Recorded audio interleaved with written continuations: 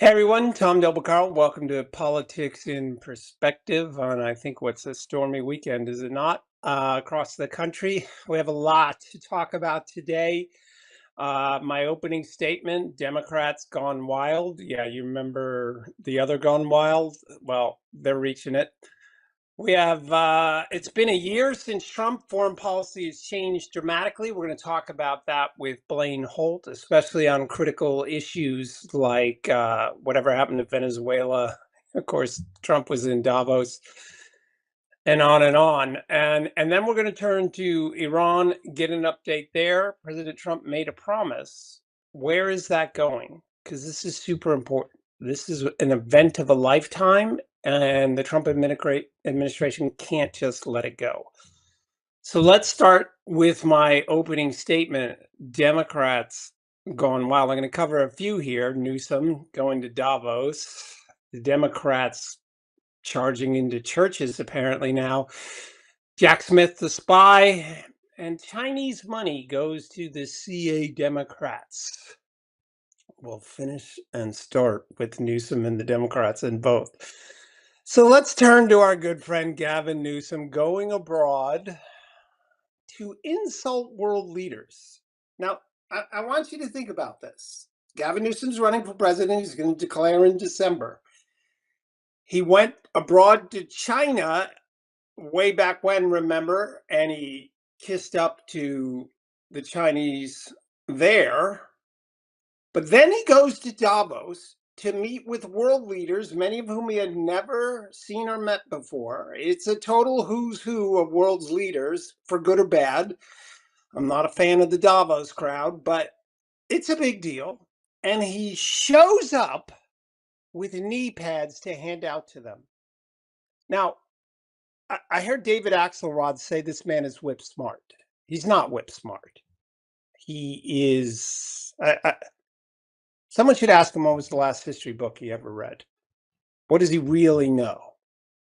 He shows up with knee pads to give to world leaders. Now, I don't know about you, but the first time I meet someone who I want to impress that I'm going to be a great leader, I don't insult them by giving them knee pads, insinuating that they're going to get down on their knees in front of President Trump. I can't think of a more dumbass thing to do than tell a person I'm just meeting who's significant that you're such a weak human being. Here's knee pads. And that is supposedly the pinnacle of the Democrats right now, Gavin Newsom, insulting people on his first trip. I mean, it's mind-boggling to me, mind-boggling that that's considered smart by somebody. It's unbelievable. It's completely dumb. He embarrassed himself. And if I was one of those people, I'd never talk to him again. And that's just one of them. Now let's go to the Democrats invading churches. The peaceful protest. You know, Democrats only peacefully protest. This clown marches into a church. He gets confronted by sizable men, but there's women and children there, and they just go off on it. Now, all these things matter, by the way, because the Democrat Party has adopted these people. They don't sit there and say, "No, this is terrible behavior. We should not allow it." No, they stay silent because they know if they protest the protesters, their future's gone. So there you have it. They go into churches now. I doubt they will again because this is a serious felony and these people are going to do time. But that's how low it goes. What's amazing is that none of these people seem to think, well, when was the last time we went into a church and went after people? Is that a good idea? No. And this may not happen again because finally the DOJ ran in there in a hurry and arrested someone instead of waiting till the statute of limitations the day before to do something and then getting it thrown out of court. But let's go to my good friend Jack Smith here. He's an attorney. I'm an attorney. He's a prosecutor. And what did he do as a prosecutor? Well, we found out that Jack Smith testifying, this is on his way to testifying. What do we find out about Jack Smith? Jack Smith was forced to admit that the orders issued, in particular, Speaker of the House Kevin McCarthy.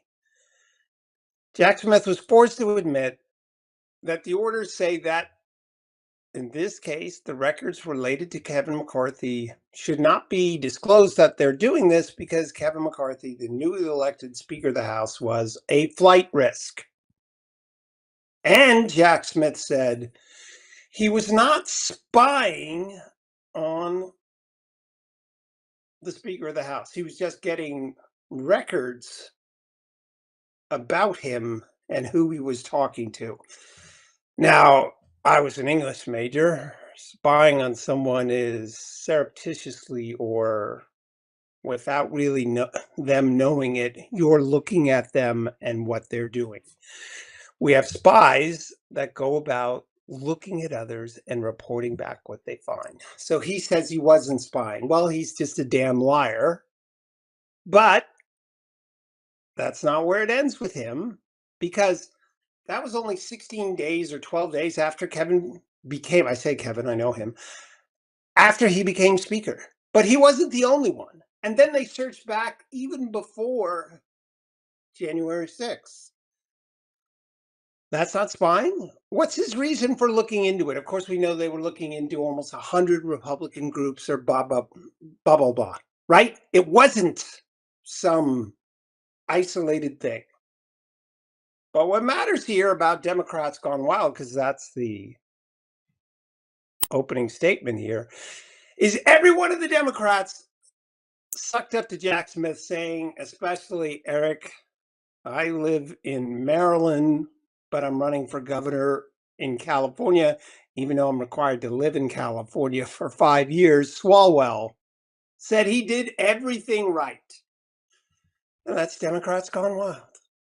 They have a prosecutor who spied without probable cause on U.S. senators, on the Speaker of the House, on Republican groups, because he had unlimited power, because he didn't have to tell the judge that it was the Speaker of the House, so he chose not to do it. And then to look into Kevin McCarthy and the Republican senators to see if he could find out something they did. And that's a prosecutor gone wild. And it's now the Democrats gone wild because they adopted what he was doing. They had no problem with it.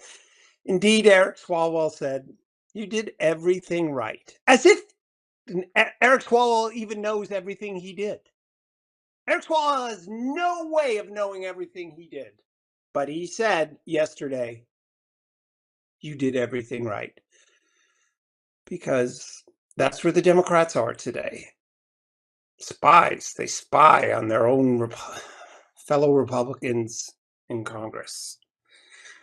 Which brings us to other spying. Let's go to number 4. Here's a headline from the Washington Examiner on the Democrats. Now, the CCP is the Communist Party of China, as you well know. And they are linked to bringing in cash to California and helping Democrats. And Gavin Newsom was warned about this back in the day. This is in the 2019 timeframe. And it's not a little bit of money. It's about $500,000. And apparently he got some of it. Democrat candidates got some of it, and on and on and on. And $500,000 boosting their efforts in California. What does that tell you? That we're talking about election integrity here. Foreign money is not allowed to come in and help candidates. But it happened with Kamala. It happened with Newsom. It happened before that. You remember there were those who were charged during the Clinton era. But the Democrats do not care. They don't stop it. They don't speak out against it.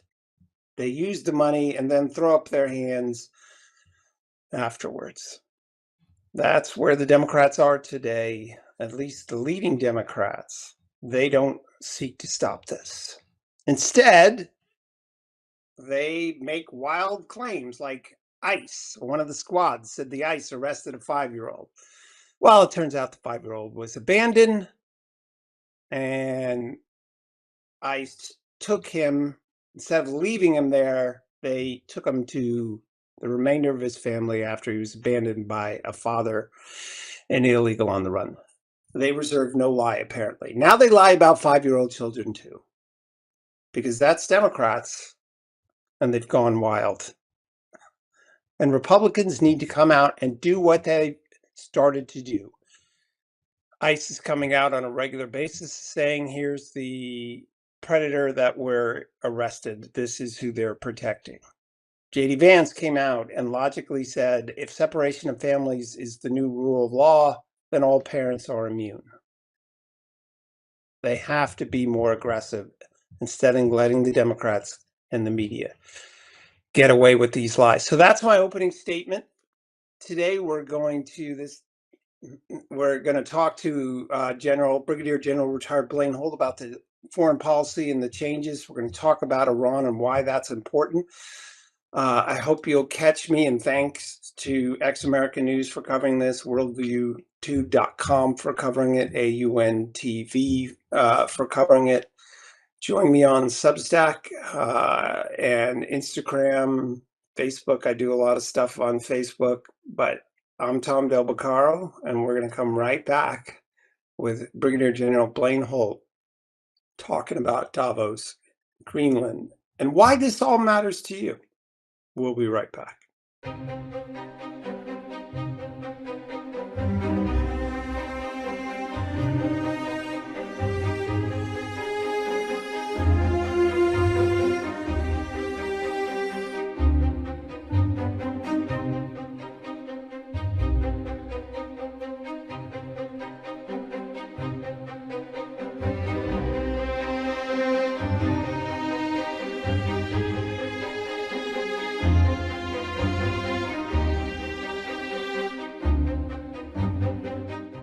Hey everyone, welcome back to Politics in Perspective. Every couple of months, I bring back my favorite, Brigadier General retired Blaine Holt, to talk foreign policy. It's my first love. It dominates our lives when we don't appreciate it. And what we saw with Greenland, Venezuela, Davos affects you. So let's bring him in right away here. Brigadier General, welcome back. Davos. So here's the gig. It's a bunch of people who want us to live in poverty so they can enjoy themselves. Davos used to be about global warming and how the third world has to stay third world, and why Al Gore should be really rich. But the theme of this interview is how Trump has changed foreign policy, and I don't think Davos was really about global warming this time around. It was more about how Donald Trump doesn't give a damn about those people anymore. What do you think? I've got a different take, as you might imagine. So this lovely, beautiful organization called the World Economic Forum that was, we're told, a concoction of Henry Kissinger's and Klaus Schwab's back in 1971. By the way, an interesting year because that's the year we came off the gold standard. The likelihood that it was just an organic thing out of those two men is ridiculous. What's more likely is that in the earliest days, well, not the earliest, in the mid-age days of the deep state, that the kids at Langley and CIA probably had a big hand in that. What I'll tell you is that Donald Trump, a man who is a bull that brings his own china shop, loaded up 300 of his own, which I wrote about this in an article today that's coming out. What a beautiful number for his party to come in, 300. So does anybody understand the significance of that number and Sparta and the Battle of Thermopylae against Persia, of all things? So he goes in there and he essentially makes a declaration. Globalism is finished. It's over. We're not going to allow you multinationals and transnationals to control the world just because you're connected to billionaires and trillionaires. We're not going to permit this. We're going to go back to sovereign states. And what he did was he basically read them a bedtime story, and the bedtime story is uh, the national security strategy, the NSS he just published, and and then as his top generals got busy at the soirees, the cocktail parties, the dinners, and parroted the same messages, he then pulls out this thing called the Board of Peace. And the Board of Peace, we were all told, was just about Gaza, nothing more, but it was going to be part of the solution. Wait a minute. What's this Russian guy signing up for this thing for? Why are the Chinese allowed to be on the Board of Peace? He's not saying Gaza so much. He just said that this might replace the UN. So what the president is done is he went into Davos and he smashed their glasses and their china and broke it all over the top of them. He told them climate change is not real, kids, and you're going to stop stealing from people and creating wars everywhere. And they got what I was looking for, quite honestly, Tom, was not that I knew he was going to do this. I knew that. But what I was looking for was what is going to be their reaction? Will they just take it and outlast him and be polite and have stone faces and then he goes away and it'll all be fine and it's just a blown confab this year? Or are they deeply offended, panicking, disgraced, upset, chagrined, real emotions? Well, we got real emotions. We got real, raw upsetness. At the BlackRock sponsored event, VIP dinner that had the last speaker being Commerce Secretary Howard Lutnick, uh, all Howard Lutnick said politely was globalism has failed. We're not doing it anymore. So Christine Lagarde, right next to him, the ECB chief, and Rachel Reeves, the finance minister for the UK, lost their minds. Christine got up and left the entire thing. Larry Fink, who was the sponsor and host of it, shut down the dinner before dessert could even be served. That's so what this tells me is that not only were they deeply offended, they did not expect President Trump and his generals to come in and lay down. He didn't go there to negotiate with anybody. He went and laid down terms and said, "This great reset crap you're pitching, it's over.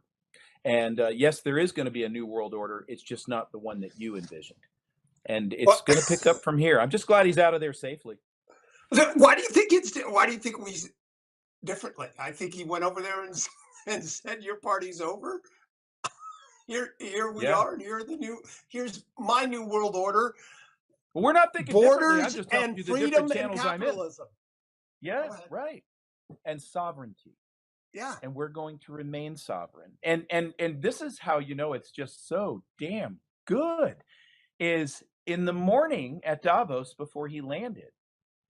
In the morning, they were all up in arms about Greenland. You'll never take Greenland. You'll never get it. You'll never touch it. And then in the afternoon, after his speech was over, oh, I'm proud to announce that we have a deal on Greenland. And it's going to go great, and everything has just worked out fine.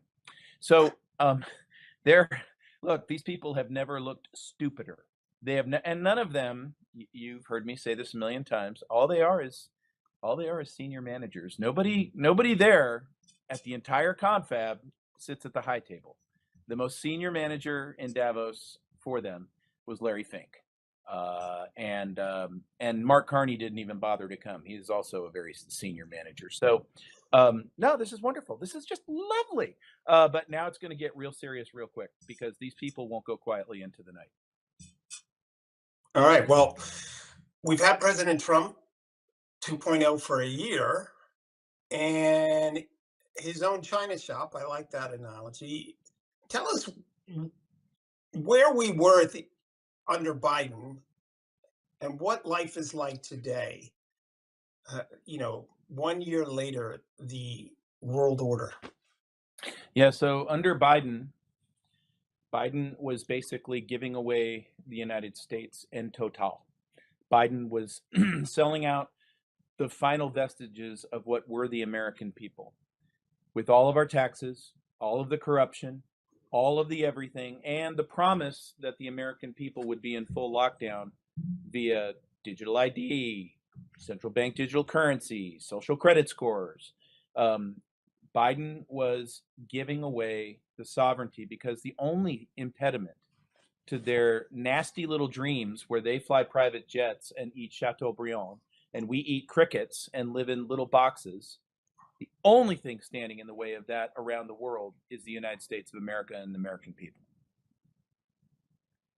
Yeah, I gotta agree with you. And so Trump is looking, it was funny. I saw the media using the Democrats pejoratively the game of Risk. Yes. But someone Uh, needs to think far ahead instead of the next quarter. yeah. And I've said 25 years ago, if you think nuclear weapons are going to be the most dangerous weapons for 100 years, you're kidding yourself. Right.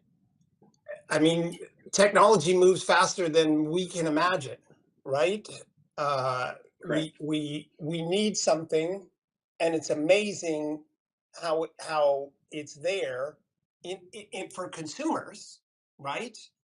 Yeah. But also the technology of all these chat GPT, all these things.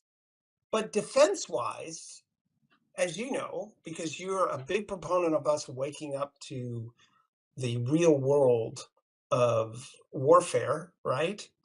Right. So, explain to people why we need Venezuela not to be funding Iran and China, and why Greenland, if you look at a flat map, Greenland tells us nothing. You look at a globe, it tells us everything. Right. No, that's exactly right. So, in a fifth generation warfare environment, your leading weapons are information warfare, psychological operations. And what President Trump had started to do in 2016 is he started branding the news and the media fake news. No, it's fake news. And we were all kind of like, no, that's rather nasty.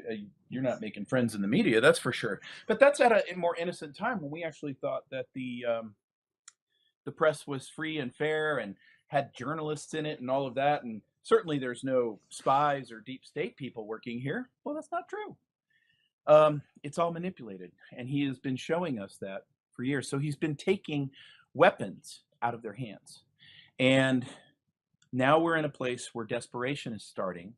That's the Davos piece. And I will tell you something about these psychopaths. They're going to get squeezed on both sides now because I've referred to them many times as middle managers or senior managers, but that's for the city of London and the financialists and the people who really do sit at the high table. You'll never know their true names. You'll never get to see their faces. They won't come out and make any press conferences, but they are the wealthiest family offices on the planet. And City of London refers to just the block and that block of people. Well, they can't be all too happy with their little foot soldiers, Ursula von der Leyen, Mark Rutte, Keir Starmer, and Macron. They can't be very happy with how these morons have performed.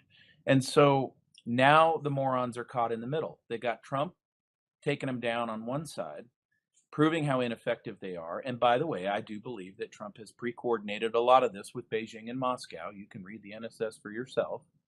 And then on the other side, you've got these shadowy ones who are not pleased at all.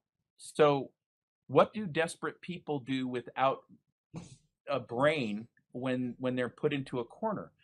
Well, what we have seen is if you look at the stats on the Ukraine-Russian war, they could care less how many people they kill. There's 2 million people dead in that war right now. So, so does it get worse? Do they go to a place where in their own countries where they have allowed Islamists in and they give them preferential treatment no matter how many rape gangs there are, no matter how many atrocities are committed, and then they stifle the civil liberties of their own cultures and people while they destroy the cultures of Europe? There is no damage they won't accept. And this is why President Trump stands up today and says, why are we in NATO? What are we doing in NATO if this is what it is? And Yeah, so can you stop right there? Can you stop right there? yeah, of course. this idea of Greenland and its Hmm. strategic geographical position, Yeah. and the idea that we are going to, in the years ahead, rely on France and England. Who knows? Can you say who's going to govern them in 15 years? 10? Sh- No. Shouldn't we really need to? That's why you need Greenland today. That's why we need Venezuela not to be a bank, laundering for oil and money Hmm. today. We can't Correct. wait 20 years when those other places fall to decide, oh, maybe we should put a missile battery in Greenland. Am I right? Right. No, you're absolutely correct. You're absolutely correct. But then when you look at the Arctic Commons, this is I thought Andrej Babiš, the president of the Czech Republic, said it the best. Is I certainly take President Trump's security concerns over Greenland seriously because if you take a Reshnik hypersonics missile with nuclear weapons on board and you launch it from Russia, it will take 26 minutes to reach Washington, D.C. But at the time it's flying over the southern tip of Greenland, it's going to only be 11 minutes away from its target. And that's not a world we can afford to live in. And we cannot have an incompetent alliance where they took the three legs of the stool, security, prosperity, and values, and they kicked all the legs away. They're all gone. They've annihilated their security. They gave all the weapons to Ukraine. They have bankrupted themselves. They're trying to actually write more checks into Ukraine and keep the war going, despite President Trump's demands otherwise. And then values is shot. Look at JD Vance said it great last year at this time at the Munich Security Council, which was if you're not going to do shared values and civil rights, you're playing with fire in terms of a transatlantic alliance. Well, that's what the table looks like. Yeah, you know, if you read if you read history, Europe is known as the violent continent among historians. Hmm. There's no place on earth that has had more wars. It's understandable. You had different cultures, different in a very relatively small space, right? Right. It has been conquered, unconquered. So, but we now live in a Western world that became so rich while the Hmm. rest of the world wasn't. And the conceit is, oh, they don't really have designs on us. Now, how many civilizations in history have made that error? Is that not what European leaders are doing today? Yep. And I like that you're diving into the history here. I think what you really have to do is go back to the fall of Rome, the Venetians, 1688. William then conquers the British throne, and what you see is that there is this. These are the early globalists. These are the ones that said the vassal system will not go away. We will subjugate people. We will find a way to do it. And they've just incarnated themselves over and over and over again as they've wrecked monetary systems, wrecked lives, your favorite war, whatever that may be. That's a result of who these people are. World War One, World War Two, all of them, all out of these hatchlings. And here we are. They're trying to do it again. And right now, there's a guy standing in their way who understands these histories quite well, and he talks about them. And he is, nope, not happening. It's not going to happen. So if that's the case, and we now see very serious monetary indicators, I don't know if you're watching Japan like I'm watching, but the carry trade is unwinding at the speed of heat. Okay, well, that's normally the time where the big war starts. But I think in what President Trump's got figured out is it's not going to start. And I think that quietly in Davos, they were told, "You're not getting your war. We're not doing it." So where are we today, Ukraine and Russia? Lot a lot of continued talk. Yeah. I believe that Ukraine is exhausted, but I don't think Putin gives a damn. What's your view? Well, Putin's not going to give up any war gains. If you send something to war, you're not going to give up something that you hold. That's one. He's also saying, "Look, we can do this the easy way or the hard way. I'm going to take Donbass, and so you're either going to give it to me at a negotiating table, or I'm going to militarily take it from you." So that's that's where a stick point is. But there's two impediments to this peace process that we've got to get over. Impediment number one is the Ukrainian people themselves. What they need to do is pressure Zelensky that you've had no fewer than 5 trips to some sort of negotiation only to let the Europeans talk you out of it. The second impediment is the Europeans themselves. Not only do they refuse to talk to the Russians or have any kind of overture, they keep funding Putin and his war with the oil purchases, and they want to just double down on more weapons, and they're ready to fight this thing out to the last Ukrainian. And so I think if Zelensky will be told by the Ukrainians and the Europeans the war has to end now, then the war will end immediately. So let me stop you there about the first thing England did when it had its many wars with France was cut off Hmm. trade with France. Hmm. The first thing England did with the United States was to cut off US trade access to the Caribbean and other places. Hmm. It's true. How on earth are the Europeans so dumb that they don't get that their dollars or petro pounds or petro francs or the petro euro isn't funding Russia? What the hell is going on there?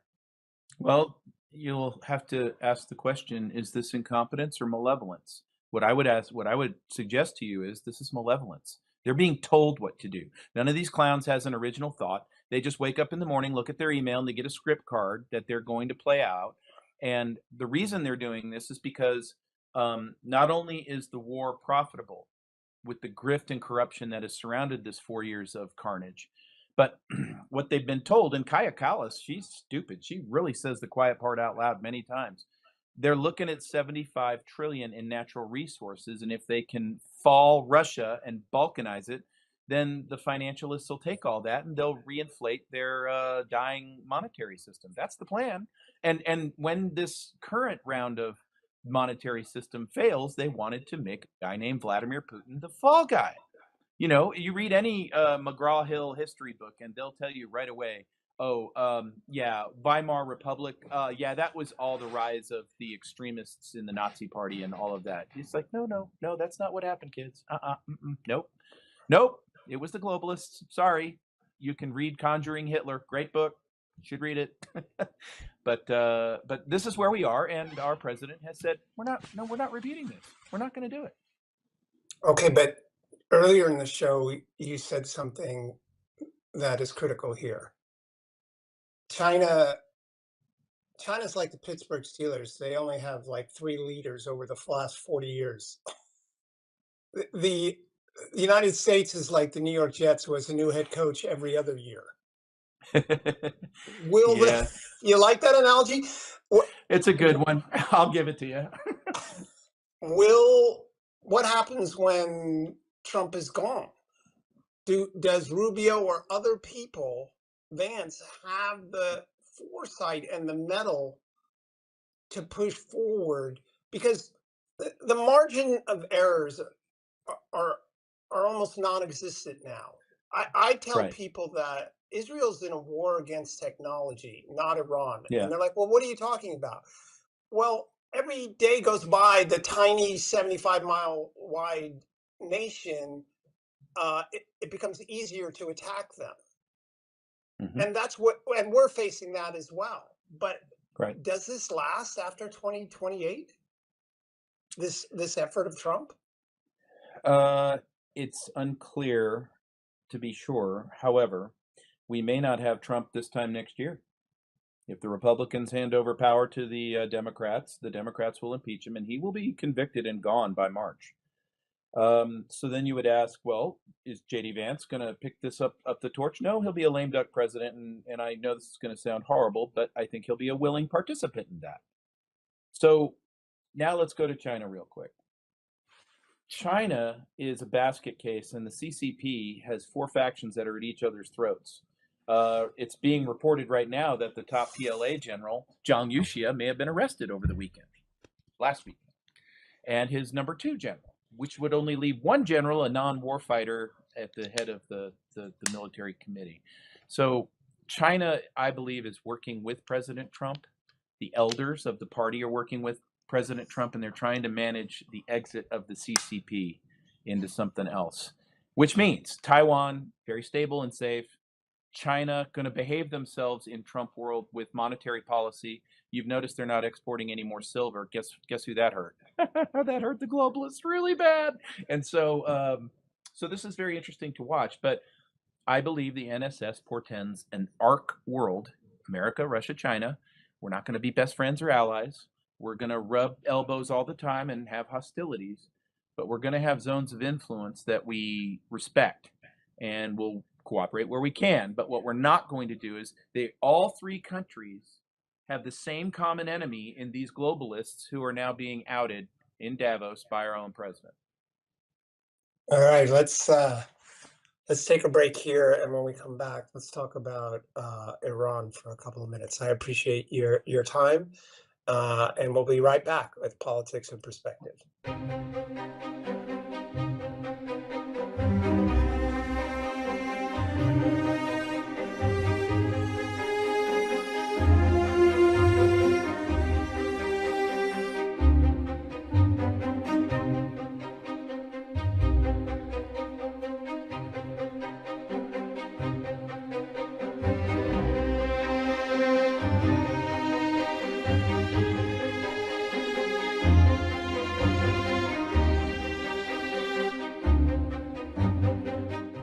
Hi, everyone. Welcome back to Politics in Perspective. I'm Tom Del Beccaro. We're joined by Brigadier General Blaine Holt, talking about geopolitics and the disruptor that is Trump. And now we'd like to turn to Iran. My producer's joining us. You know her, Annie Cyrus, who was a former is a refugee, if you will, from Iran. She was jailed by Iran for not being Muslim enough. Where are we in your terms, Blaine? And then Annie will ask the next question. Where are we in Iran today? Yep. So the notion that was foisted because it seemed to be conventional wisdom out of the mainstream press was that, this uprising in Iran it's not got legs. It's not going to sustain itself. We've seen this 5 times before. Everybody, you can stop looking at this. That I knew that was ridiculous because of the conditions on the ground. When the B-2 bombers hit Iran in June, they sowed the seeds that would become what we're seeing today. And what we see today is a revolution that's getting underway by the Iranian people. Now, there's lots of players in this game, and you will now have people saying it's not organic. Mossad's on the ground, CIA's on the ground. They're doing all this, and some of that may actually be true, except for the fact that we saw this in the Arab Spring, when the Iranians can't eat, when they can't drink water, when their money is the value of zero, then you have nothing to lose in a police state at that point. And so this one, for those factors, this one had legs. And my belief is that President Trump is trying to be helpful to the Iranian people, but he's not going to lead their revolution for them. So if there's intel assets on the ground, they'll be helpful. If there is a besieged police station we could take out with a bomber, well, we'll probably do it. But what we want to do is not use a hammer here. We want to use a very fine scalpel in trying to keep the Iranian people out front, allowing them to retake their country. They are having some success. We're seeing very good signs that the mullahs, the Ayatollah, have been going to their bunker sites. They're transmitting to us all over the place. They're moving money. Scott Bessent saw that. They're wiring millions of dollars out of the country. Chinese airlifters coming in and out. That would tell me that they're hauling stuff out of the country. And so I think that the regime is making plans for this not to go their way.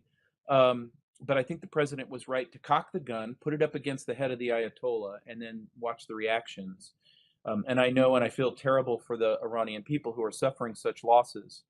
But this is what it is to go take out the regime. And then the last thing I'll say, and I'll stop here, is the United States should also not be in the business of choosing the leader for the Iranians. They should do that. So if it's to be Reza Pahlavi, well, fine. Then it's an Iranian choice, not an American one, an Iranian choice. We have a horrible track record of picking our guy in air quotes, and the best we can do is just support Iran and bring them back into the world community as they get through this very hard time. Annie, go ahead. Yeah, I would agree with pretty much almost everything you said. The only thing I would like to add is if you look at I published a Substack a few weeks ago. If you look back, though the 12 Days War was a help, but Iranian people have been doing their uprisings pretty much since 1979. It's been it's not a pattern, it's a progress. They started a smaller, got bigger, bigger, bigger. So it's where I would call it a revolution too. And unfortunately, most mainstream media or alternative are still calling it an uprising. And I also, as an Iranian, though my heart bleeds for my people, especially when every day I have to look at the pictures and the names and list them as those who died. But I have also put on my Substack that we need to look at Americans. We need to look at this situation through lens of politics. To expect our president to suddenly become a human rights activist and run to save Iranian people is a very irrational request. He did not become such a successful politician by doing humanitarian work. Some of his work ended up helping the humanitarian advantage, but he's, at the end of the day, the president of the United States of America. He cannot just drop bombs, rescue people, and then say, okay, we did it. So comes as a shock to many Americans that as an Iranian, I would say this, but yes, we need to let him make his policy decision, not something that humans are asking for. And I hope and I pray that America does what you just said, because yes, we have a terrible track record of hijacking revolution, color revolution, and then giving the nation to someone worse. The help we can give them as America is, yes, level the battlefield, take out the IRGC headquarters and besiege, and then let the Iranian people carry on, finish it, and pick their leader. Yeah, I'm in total All right. agreement with you. I think that's exactly right. All right, Blaine, we know you got to run. Thanks so much for joining My us. pleasure. And we'll talk again soon. You're always provocative. You should put that. I'm going to start putting that in quotes. Blaine Provocative Holt. That's your new thing. All right. Well, come to my podcast at Dangerous Intellectuals, and you'll find even more provocation, especially Monday. Great. All right. Good. Thanks. All right. All right. Take care. We'll talk to you soon. Annie, in the couple of minutes we have left, I'm not even sure how many minutes we have left. What would you like to see the president do next? Irrationally, not irrational. Irrationally, I would think it would be best if President Trump would give a green light to a strike, air a strike, no boots on the ground at all. Just an air strike targeting, and I know we have the details thanks to our cooperation with Israel. Take out the 5 major headquarters of IRGC. While at it, we would be very grateful we also take out Khamenei's bunker, but that's okay if we don't. Turn around and come back home. That is the best result for Americans, for America's interest, and for Iranian people. That would be the best option. As to the death totals, Trump said yesterday somewhere between 5 and 20,000 deaths. What's your estimate? Yeah, so confirm, if we want to go with confirm, we're over 33,000. But we believe we're sitting at about 80,000, considering we're still 5 days behind on connection and receiving information. But as of right now, 32,000 is the confirm, and 335,000 injured in major ways, such as losing limb. We have 8,000 confirmed blinded people. So that's where we're at. I can I know this is harsh to say and it's hard to hear, but we are ready. Iranian people are ready for these numbers to surpass 100,000, 150,000. That's why they're calling it on the streets of Iran, they're calling it the last battle. They are ready for their very last battle against this regime. So buckle up. The numbers within the next 2 weeks are going to be way higher than what we're hearing today. All right. I think that's all the time we have for today.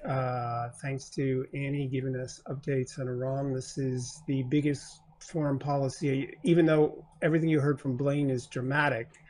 If Iran could tilt west, it would change an enormous amount in world history and the prospects for a more peaceful Middle East. I'm Tom Del Beccaro. Please join me at Substack, politicalvanguard.com. All of the podcasts are there, including Michelle Tafoya's. She just announced for senator of Minnesota. And you can catch me at tomdell.com on Facebook and otherwise. And we'll see you next week on Politics in Perspective.